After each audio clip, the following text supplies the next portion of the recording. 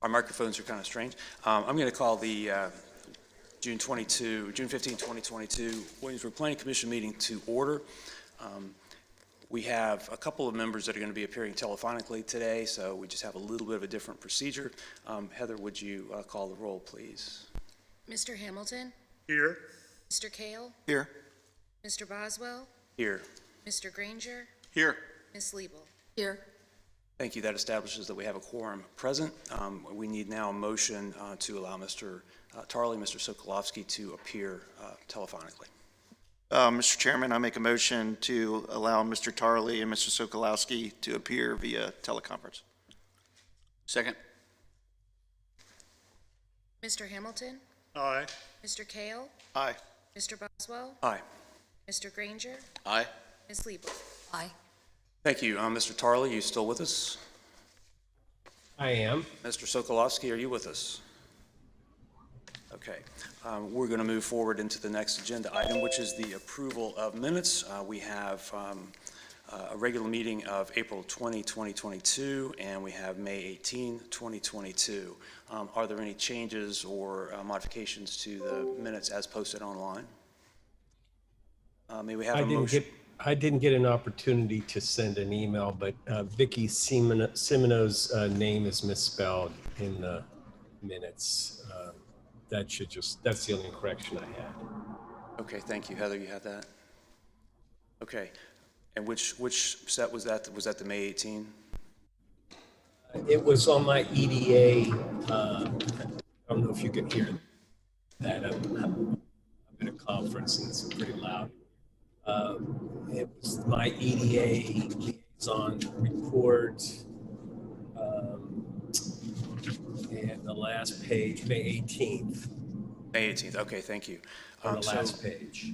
Okay, thank you. We've got that. I just want to make, since we have two sets, I want to make sure which one was being amended. Okay, so can we have a motion to approve the April 20 minutes and the May 18 minutes as amended by Mr. Tarley?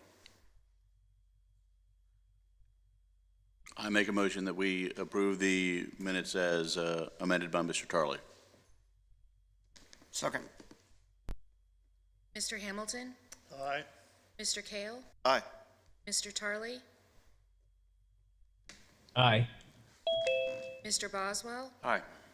Mr. Granger? Aye. Mr. Sokolowski? Ms. Liebel? Aye. Okay, thank you. Those minutes are approved. We now have an open forum. This is an opportunity for any members of the public to come and address the commission on matters that are not on today's agenda. I know we have several speaker cards for the PCR 22-011 that's coming up later. There'll be a separate opportunity on that. If anybody has other matters that they'd like to address, now's the time to do that. I don't see anyone doing that, so we'll close that open forum and move on to the public hearing on PCR 22-011, and I believe Ms. Griffin is going to have the presentation for us on that. Yes, hi, good afternoon.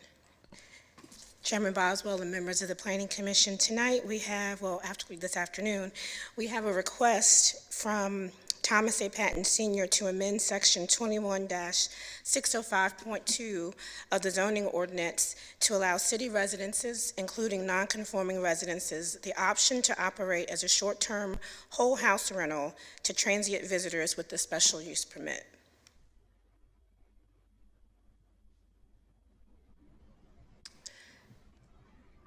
This conversation of short-term rentals began in the city of Williamsburg in 2018. The Planning Commission had several discussions on short-term rentals, and in February of 2019, the City Council approved the one-room short-term rental regulations. The applicant has provided us a draft ordinance that gives several different guidelines for what he would like to have with whole house short-term rentals.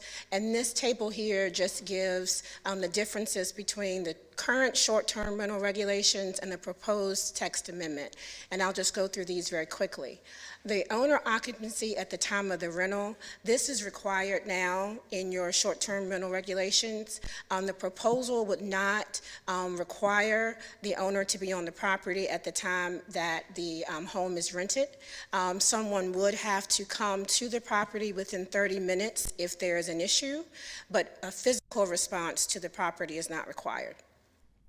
The location of the STR, and from now on, STR means short-term rental. So the location of the STR, it is allowed in all residential zoning districts in our current regulations, and in the proposed, they would be allowed along city entrances corridors on lots contiguous to major and front doors facing major streets. And there would be 5 of those corridors in the city, and I'll go through those in just a few minutes. The ordinances are the same, that both would be allowed in single-family detached dwelling units. This table continues. The rent capacity right now, we know it's 1 room. The proposal is for the entire dwelling. The approval mechanism right now, it's a special exception before the Board of Zoning Appeals. The proposal is for approval by City Council through a special use permit. The required number of bedrooms in the dwelling. Right now, there are no requirements, but for the proposed amendment, no less than 4 and no more than 6 rooms can be in the dwelling unit. The allowed number of visitors, right now it's 2 per room. The proposal is no more than 4 visitors in a bedroom. The ability to hold special events, that is not allowed now in your short-term rental regulations. The proposal would allow wedding receptions and other special events allowed on the property if the property has more than 1 acre. The number of guests at a special event, that's not applicable at this current time, but the proposed would be double the approved capacity of the STR based on 2 per room. Special exception if you want to have more than that, and you can have a max of 50. These are the entrance corridors into the city, and the applicant is only requesting that these whole house rentals be allowed on Capitol Landing Road from Lafayette Street to Queens Creek, Henry Street between Lafayette Street and Mimosa Drive, Jamestown Road, Lafayette Street, and Page Street. This gives you an overview of the comprehensive plan, and if the comprehensive plan speaks to short-term rentals, and what we were able to find that is in Chapter 4, it speaks to community character. It talks about the entrance corridors. Chapter 5, it speaks to neighborhoods, about enhancing housing quality, encouraging affordable housing, and it speaks about the bed and breakfast establishments being transitional players between institutional services and also residential areas. And then Chapter 6, housing, talks about maintaining a diversity of affordable housing. You should know that this particular ordinance does not increase the number of short-term rentals. What he's trying to do is, right now, the current bed and breakfast regulations allow 4 bed and breakfasts at the Capitol Landing Road. It allows 2 on Henry Street, 15 on Jamestown Road, 3 on Lafayette, and 1 on Page Street. The recommendation and what he is requesting is that this does not increase, but you would be able to have a max of either 4, 2, 15, 3, or 1, the combination of whole house, short-term rentals, and bed and breakfasts. So you could decrease the number of bed and breakfasts by allowing the whole house rental. Hopefully that made sense. Our staff recommendation is denial of the request, and these are the reasons why staff is giving this opinion. First, the unintended short-term rental potential to adversely impact communities with increased traffic, noise, and other nuisances such as maintenance, prolonged disturbances, noise, and appearance. The implications of whole house short-term rental dwellings to the availability and affordability of housing, and these are 2 key comprehensive goals in our comprehensive plan.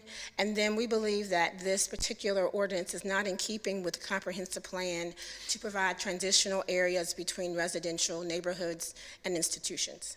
This ends my presentation, and if you have any questions, I'm happy to answer them.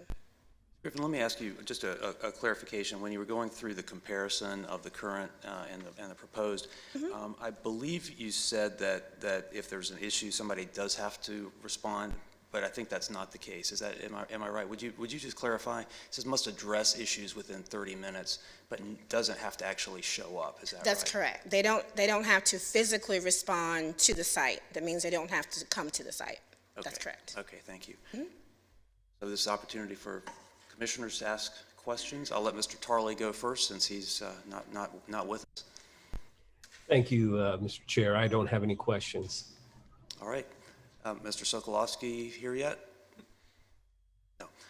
I am present, yes. Oh, Mr. Sorry. Sokolowski. No, Okay, good. no, Welcome. no Glad- questions at this time. I'm glad you're here. Do you have questions for Ms. Griffin? Not at this time, no. Thank you.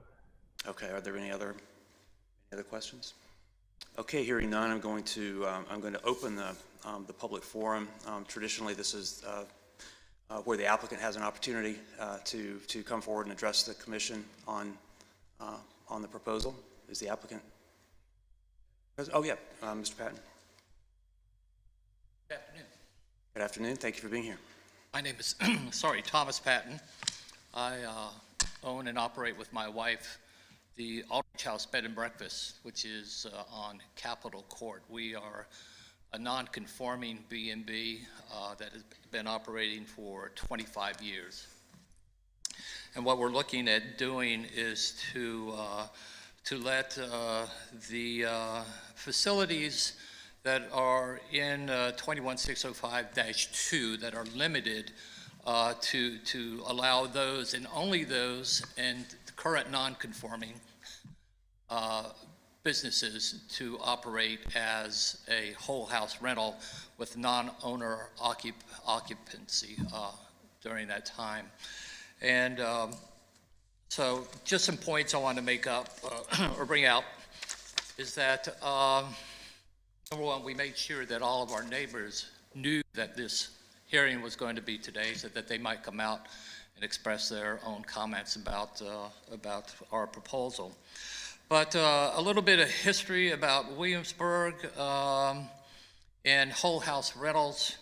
In an article of the Colonial Williamsburg Journal of winter 0203,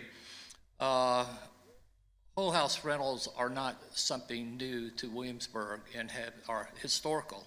As a matter of fact, the business of renting property is a facet of Williamsburg's history. About half of the properties in 18th century Williamsburg were rented or leased at one time or another, dividing the population into landlords and tenants, the term tenant meaning renters. Rental properties were called tenements, without the later negative connotation of urban overcrowding. They ran the gamut from Custis Square, an elaborate gentry estate with one of Virginia's finest gardens, to subdivided units such as Dr. William Carter's Brick House Tavern. Williamsburg landlords and landladies included gentlemen, merchants, planters, tradesmen, tavern keepers, and widowed householders. Tenants could be just about anyone who had an income. One of the things I also want to talk about is the popularity of whole house rentals are now rising for many reasons. A big part is because of 2020 with COVID coming about. Whole house short-term rentals are seen as being more safe against the spread of viruses and other illnesses because you are coming there as a unit to occupy the bedrooms in that unit without other strangers, being co-mingled with other strangers as you might be in a hotel. So there's less contact with strangers. Actually, even the CDC, the current CDC guidelines list establishments that are whole house rentals are actually more preferable than people staying in hotels because still of the spread of COVID. Another point is that whole house rentals are actually more economical for visitors to the city than than hotels because of that they cost less than multi-room rentals that you might do with a hotel. A great opportunity with folks with whole house rentals also are economic factors with being able to fix your own meals, at least one meal or more, as many as you want to fix. With the inflation going on right now, with the cost of food, with the cost of restaurant meals and those kind of things, it's more advantageous for people to go to the grocery stores, buy food, and be able to fix them themselves. So it's less cost for them. They also enjoy the fact of having their own laundry. In our facility, if we were allowed, our house has, of course, a laundry that the visitors, short-term visitors, could use to wash their own clothes, their own clothing. And it's a fun thing to go home with clean clothes after a week's vacation than to go home with a luggage full of dirty clothes.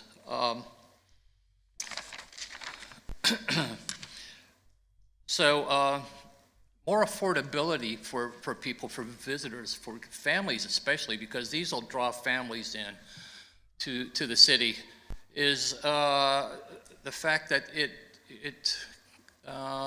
means longer stays in the city for families because of being able to have a whole house rental and to be able to stay in the house together.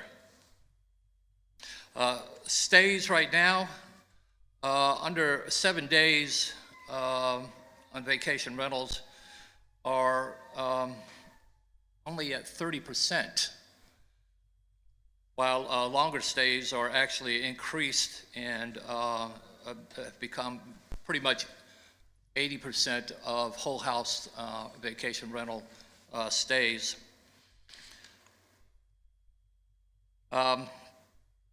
Now, things that most people, especially our neighbors, question about, of course, are parties, rowdy folks being there, and how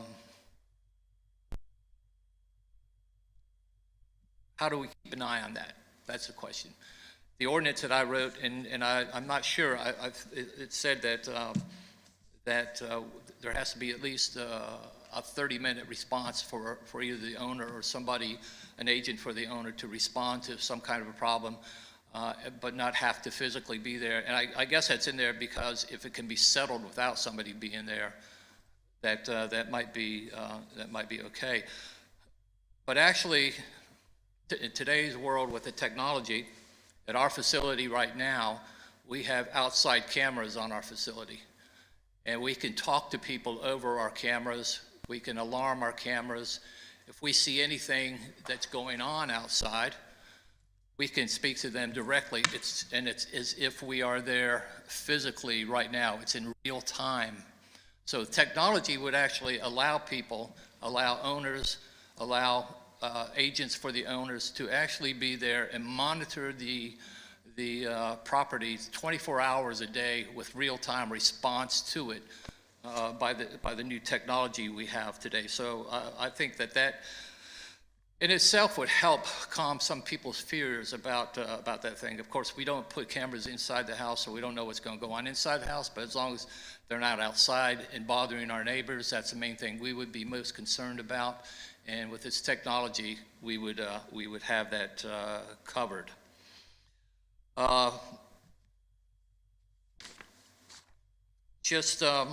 So those are pretty much the points that I want to bring out. Some people may ask about, we have timeshare rentals in the area. Why not just let that take care of the business? But timeshares are really becoming a thing that people don't want to go into. You don't get much out of it. You pay money up front to own a timeshare rental. You have to pay fees all through the year, sometimes up to $1,000 in fees for the upkeep of those places. With our place, you spend the money when you stay. And that $1,000 that you would have used all year long for an upkeep and might not use that property, your timeshare that you would have bought back then, is now built into your stay in a whole house rental. And so I think that's one of the reasons why you don't really make money. You can't sell a timeshare and really make money off of it either. Also the fact that I would like to limit these to the places right now that are allowed to be B&Bs would not change anything in the cost of housing. It's the same thing, basically, just made a new way. And actually, in my proposal too, we would only allow 2 rentals per week, a minimum rental of 3 nights, maximum of 7. Right now, in my bed and breakfast, we have people, if they're not going every day, coming and going every day with people checking out and checking in, it's every other day. This would be far less traffic in these areas than it would be with bed and breakfasts. I can guarantee that, just because of my proposal that would allow only 2 rentals per week.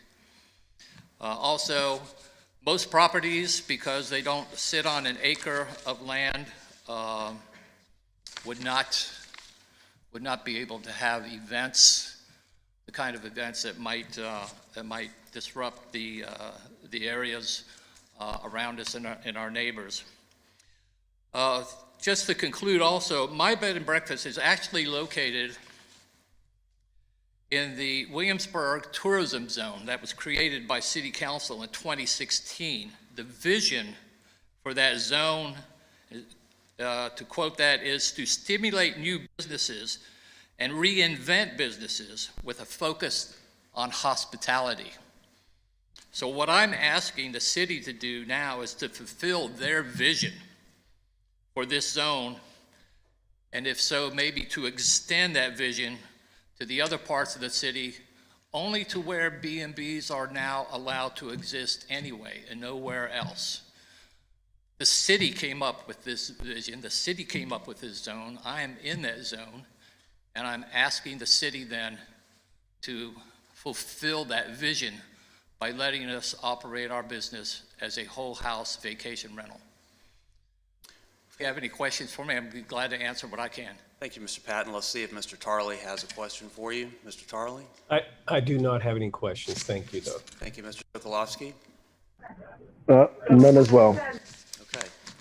Any of the commissioners present have questions for the applicant? Actually, I have a question for you, Mr. Patton. Yes, ma'am. Have you ever rented your house as a B&B to a single family, in essence, as a whole house rental? Yeah, we have had families come and stay with us, but as a B&B with us there as the owner, Right. occupied, right, yes. Okay. So, And, yeah, so as a matter of fact, I had somebody call me today and was actually looking for them to come and spend 3 days with us and bring the whole family. Unfortunately, they had more folks coming than I'm currently allowed to occupy my business. okay, thank you. You're welcome. Okay, thank you, sir. Thank you, sir. All right, we have several speaker cards. I'm going to call folks up in the order that the speaker cards were turned in. Our bylaws state that everyone has 5 minutes. Will the timer be running? Yeah, so there's a timer on the podium.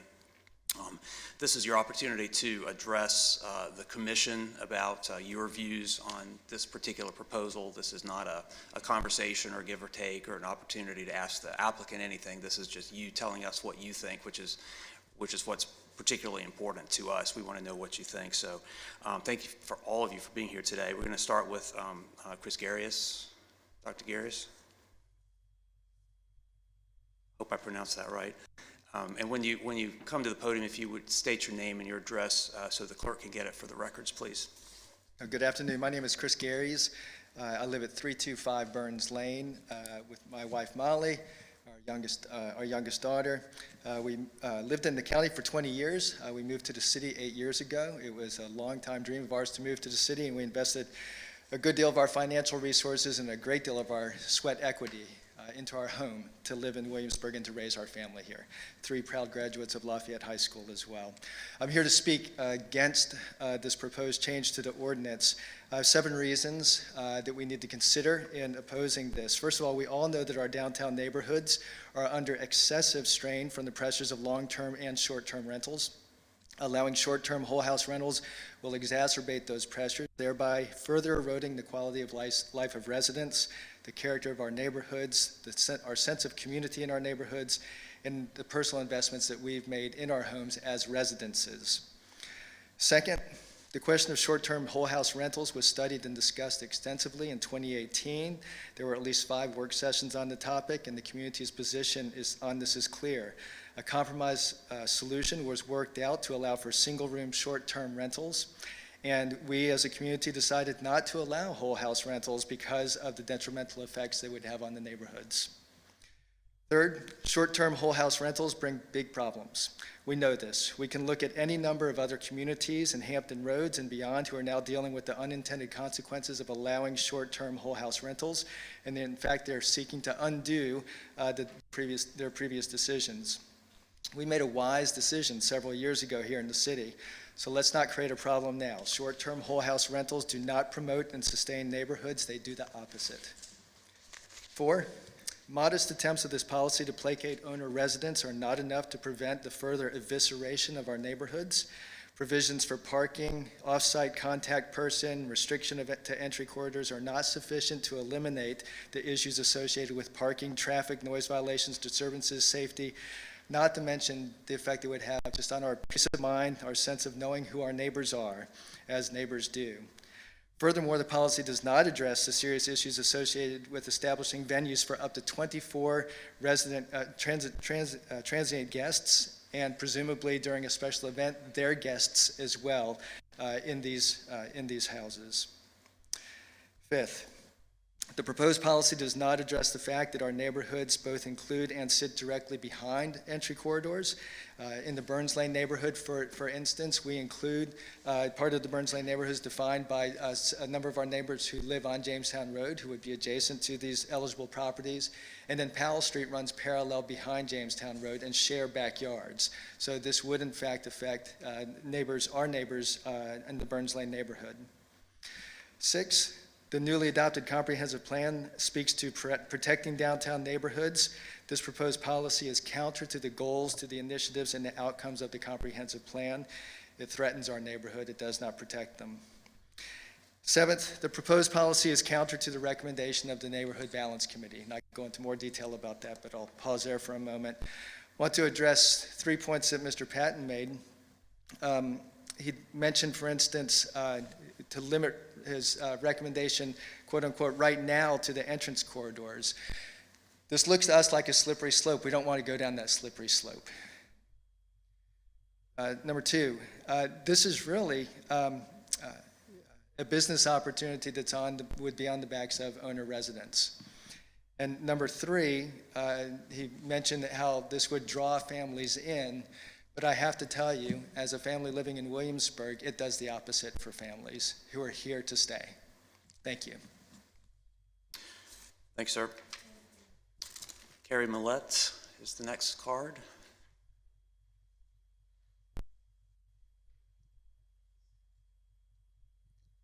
Good afternoon. My name's Carrie Millette. I live at 708 Powell Street. The proposal as currently drafted would directly affect city residents in a negative way. Unlike bed and breakfast, the whole house rentals would not have resident hosts who can ensure that guests are well behaved and respectful of neighbors.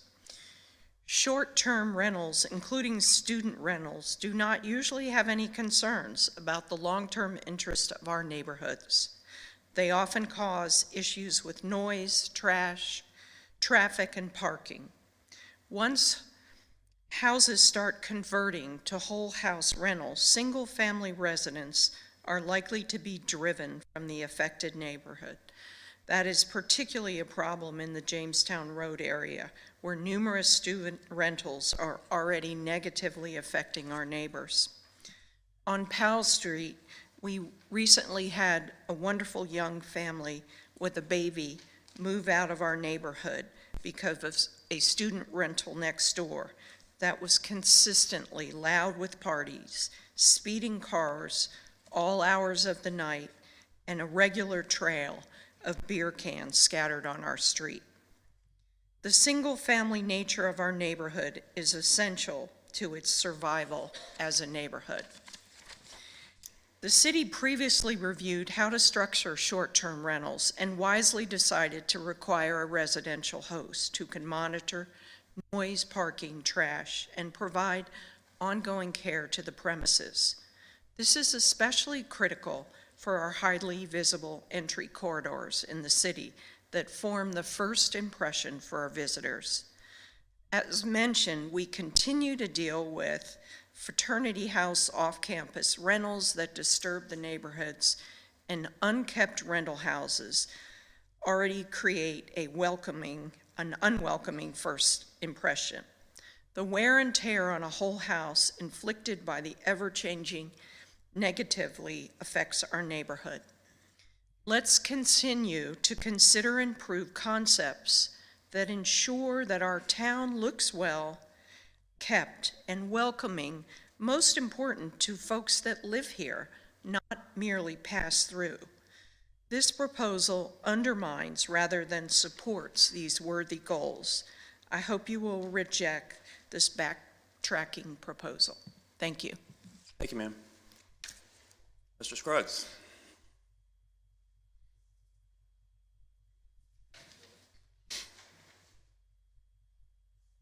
Chairman Boswell, Planning Commission members. As all of you know very well, among other things, communities have adopted zoning to protect property from inconsistent or harmful use, protect a community's historic and architectural heritage, provide orderly and systematic transition in land use that benefit all land uses. Over the past 15 years, we've seen a boom in the sharing economy. With the advent of internet lodging platforms such as VRBO and HomeAway, it has become easy for homeowners to offer rooms and whole houses to travelers looking for a place to stay. This concept was originally posed to localities as an opportunity for a homeowner to subsidize their income by offering space in their homes that would otherwise go unused. Most often, the property owner never sees or speaks to the renter if they use one of these platforms. To give you an idea of the growth of this business model, in 2016, Airbnb had an estimated value of $20 billion. They listed over 2 million units. Make no mistake, short-term home rental is a business.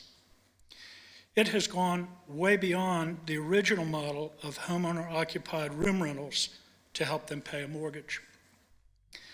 I do respect the property rights concept of being able to do what you like with your property, but we have long since passed the point where we can do anything we like.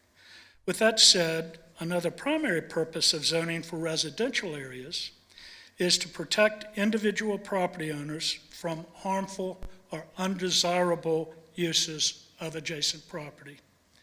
These businesses, as a much more intensive use, and especially without a property owner on site, will have negative impacts on their neighbors and the neighborhoods where they are located. Just as with B&Bs, the city does offer property owners the right to operate short-term rentals under certain conditions.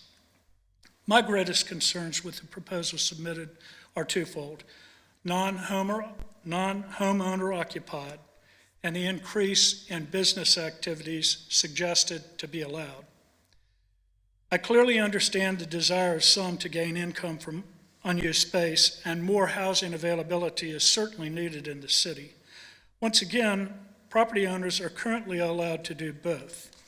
The one thing that makes this different from short-term rentals is the transient nature of the guest. I assume that all of you reside in one of the wonderful neighborhoods that cause Williamsburg to be so unique. You must have looked at houses and land use around them that you felt you could be comfortable with and would perhaps protect your property values. Would it be fair or just to now notify residents in neighborhoods like this that the house next to them will become a lodging property and host events such as weddings? If the code were changed as suggested and an STR house was licensed next to your home, it is possible it would not have a negative impact on you. But it would be extraordinarily difficult for the city to monitor and enforce codes as more and more investors buy houses and turn them into lodging properties. And this is happening in every community in the nation. Do you want to take the risk of loosening the guidelines that were previously recommended by you, by this body, and approved by council for the short-term rental use? What our neighborhoods do not need is commercial operations in them. Thank you. Thank you, Mr. Scruggs. Ruth Kaiser.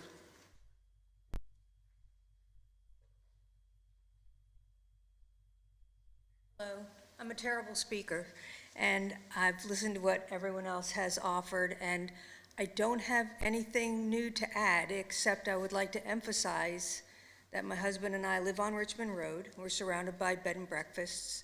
We're also surrounded by college rentals, many of whom have landlords that live on the other side of the country. It would possibly push us, after 40 years of living here happily, to consider selling our house and moving, would this change occur. We feel, I think, like a lot of other people do, that our neighborhoods that we treasure are teetering. This would, I fear, tip it over and create a town that none of us envisioned when we moved here. I don't want to live in Hampton or Newport News. I want to live in Williamsburg, Virginia. It is a small town where there happens to be a college and there happens to be a historic area, and what weaves that all together are the people that live here. I want Planning Commission and other city institutions to value us first. Thanks, appreciate your time. Thank you for being here. That's all the speakers' cards that I have. Would anyone else like to address the commission, even though you hadn't filled out a speaker card yet?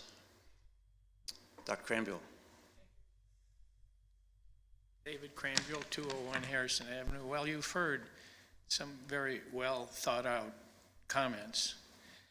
I think there's no doubt for anyone who's been here, I've been here 51 years now, that several years ago we spent days and hours on this issue and carefully worked out something that would allow, in an agreeable way, such a situation as renting a house out with you being in it to be possible. We also, years before, spent days and hours working out bed and breakfasts in a way that enhanced our commercial ability to meet tourist demand and have a different style of living than in a motel or hotel. And those regulations are very carefully worked through with reviews and clearly owner presence for all rentals. This is a one person, I understand, we all like to make some money on the side, but it satisfies nothing. And it creates serious problems for the neighborhoods. We need, more than anything, long-term residents. That is the key to our economy, our downtown. People who are here renting or owning or under any circumstances, guests, whatever, for here for a long time. And this does nothing for that. The only thing I heard about this whole set of positives, potential positives, that made sense in one way was the idea of being able to rent a place for your family. Well, we have it. It was just brought out. Rent a bed and breakfast. My neighbor up the street rents his bed and breakfast out mostly to whole families. And so the option's already here. So frankly, I hear nothing positive and everything negative, and I hope you'll support the recommendation of the staff and all of the residents. And frankly, I mean, there could have been many more people here, except so many people wrote to you who've thought through this very carefully. So I hope you'll just keep this short and move on. Appreciate it. Thank you, sir. Anyone else? Yes, sir.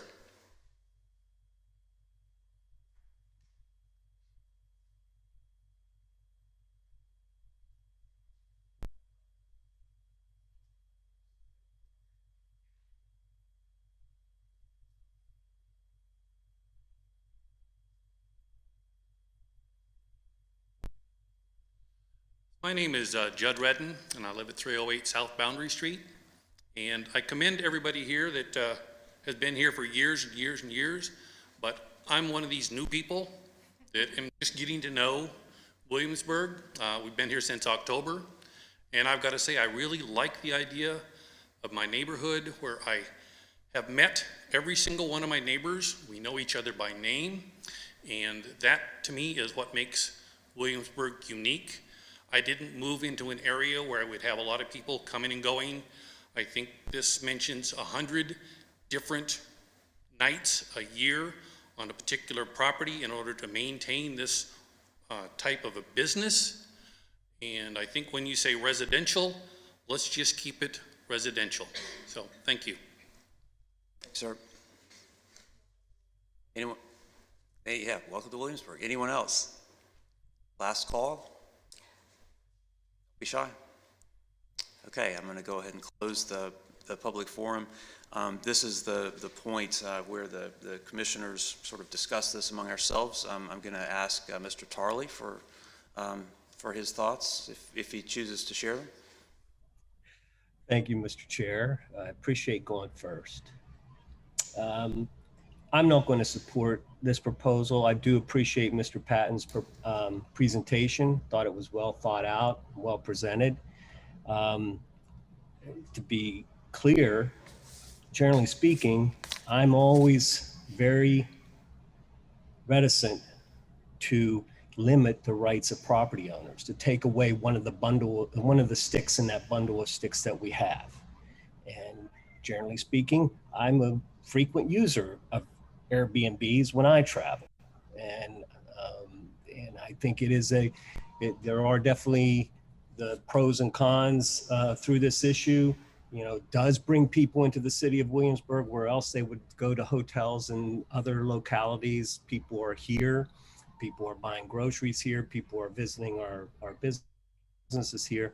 Having said that, as been pointed out many times, this specific issue was recently debated, decision made by City Council, an ordinance passed, and virtually everything that was presented today is same or similar to what was presented to the Planning Commission and the City Council back then.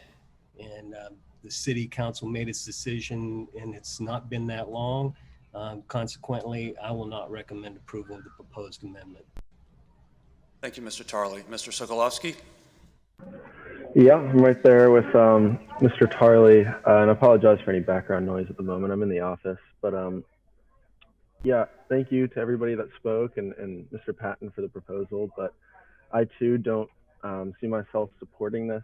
I don't necessarily believe that there would be a huge, perhaps, number of these short-term rentals or Airbnbs cropping up, but at the same time, I think we need to remain very consistent, and it was very well detailed in the staff report about how we've put affordable housing as a priority for the city, and that those demand pressures would actually, they could have a very sizable impact on those prices, and at the very least, just maintaining consistency with the most recent ruling as well. So I'll keep it short. Thank you. Thank you. Hamilton? I have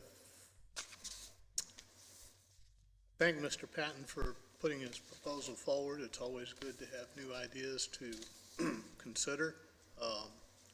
But as some of the points that have already been made, this idea was very carefully evaluated within the last 3 or 4 years. And I've not heard anything today that would make me want to change the decision that was made back at that time. we have concerns about both a slippery slope, if we start down this path, and also impacts to the neighborhoods where this would be permitted. So I'm not in favor. Mr. Kale? I tend to agree mostly with Mr. Tarley as far as property rights and putting restrictions on people's private properties, but and Mr. Patton made some very good points. I thought a lot of people would prefer to stay in a whole house and not have someone living there in a B&B versus and have your own Airbnb and have the privacy of just your family there. But I'm reluctant to approve it just because, as everyone said, this seems like this has been discussed in length, and the staff has sent us those past meetings and back and forth and documents and hearings, and going through that, it seems like all this has been discussed pretty thoroughly, and I'd be very reluctant to disagree with staff's recommendation. Thank you. Ms. Liebel, I know you have a sore throat, so I'm not going to ask you to speak if you don't feel like it. Yeah, the only thing I wanted to say was all of our speakers made really excellent points, which had been discussed in 2018 and 2019.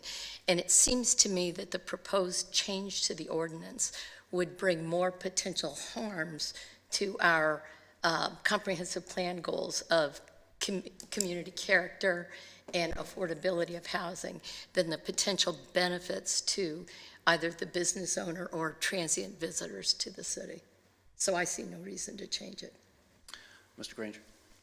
Well, I'll jump in and say I do really appreciate Mr. Patton putting the time and energy into this. It's good to have involved citizens. I also have found it very nice to go and rent a whole house in Nags Head or some other place similar to that, but I don't think it's right for our community and our neighborhoods. I think we've been working for years to try and preserve and enhance our neighborhoods, and I don't remember anybody as far back as I can remember who ran for public office saying we shouldn't worry about our neighborhoods. I think that's a key factor that we should always be focused on is our neighborhoods, and so I just don't think it's right for our community at this time. Thank you. I think you and I were the only two current commissioners who were in those 5 work sessions and the hearings and the meetings and all of that, so it's a little deja vu for us. Maybe, was it really only hearing 5? Really only 5? Well, I don't know. Yeah, somebody said it was 5, so maybe it was 5. And I tend to agree with everyone that this has been we looked at this very, very thoroughly, very carefully, and all of the ideas were talked about, were presented, were argued, and I think there were a lot more people here then arguing against the whole house rental even than there are today. And I think people are kind of a lot of people sort of thought that was an issue that had been decided. And I understand Mr. Patton's point very clearly. I think the bigger issue is because Mr. Patton, you mentioned that. There are opportunities at your property to speak to the guests and that kind of thing. But I think our bigger concern is all the other properties. What is the situation going to be there if there are issues and if there's no physical response required to the property? And I think there's some other challenges with regard to the proposed amendment itself. So conceptually, I feel like we're kind of rehashing something. I don't see that anything has changed in the time since City Council enacted the current ordinance that would justify another change. I see several issues, several problems with this proposed amendment, even if we were going to go forward with it, that I think would make it not enactable. So I agree with all my colleagues and. That I'm not going to support this either. I don't think it's a good idea for the city. Anything else? Is there a motion?